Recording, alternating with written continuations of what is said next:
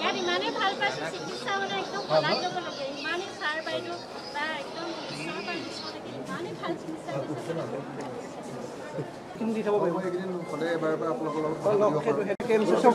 অৰিন্দমে গম পায় কৰিলে মোক হেৰি কৰি দিলে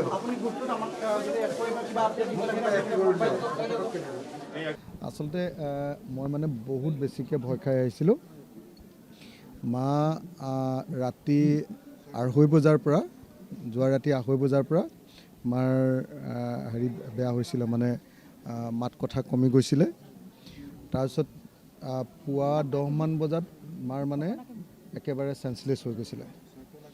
তাৰপিছত তো ঘৰৰ পৰা যেতিয়া খবৰ দিলে বাইদেউ আৰু নবৌৱে যেতিয়া খবৰ দিলেতো তেতিয়া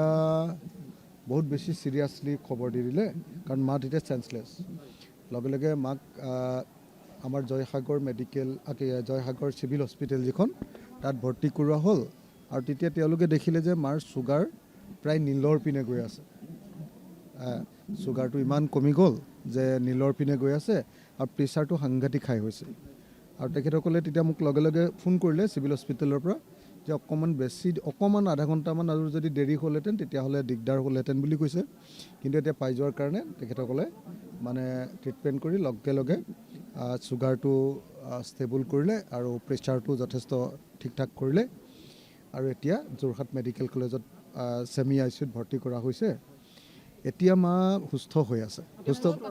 ষ্টেবল মই মাৰ লগত কথা পাতিছোঁ মোৰ মা কথা পাতিছে মানে মই ইমান বেছি ভয় খাই আহিছিলোঁ তাৰপিছত মানে মায়ে কথা পতাৰ কাৰণে মনটো এতিয়া বহুত বেছি ফূৰ্তি লাগিছে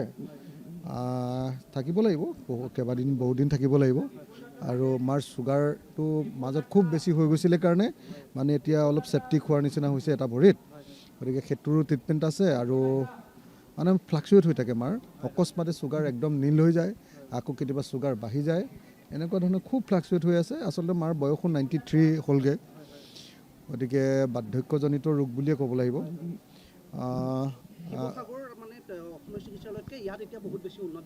মানে তাততো একেবাৰে যোৱা থোৱা আছিলে সঁচা কথা ক'বলৈ গ'লে মানে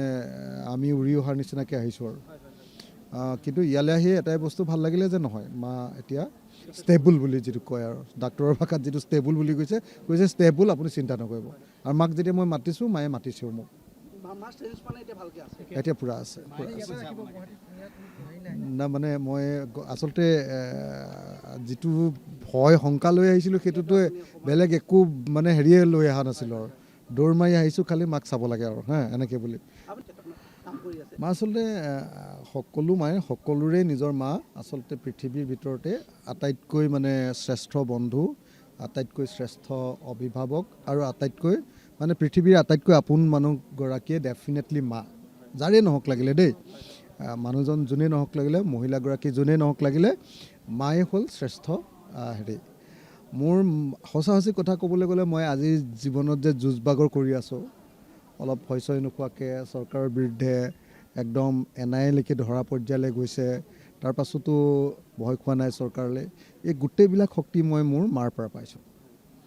মা মানে একদম অকটোভয় এগৰাকী মহিলা আমাৰ গাঁৱৰ মতা মানুহেও ভয় কৰে মালৈ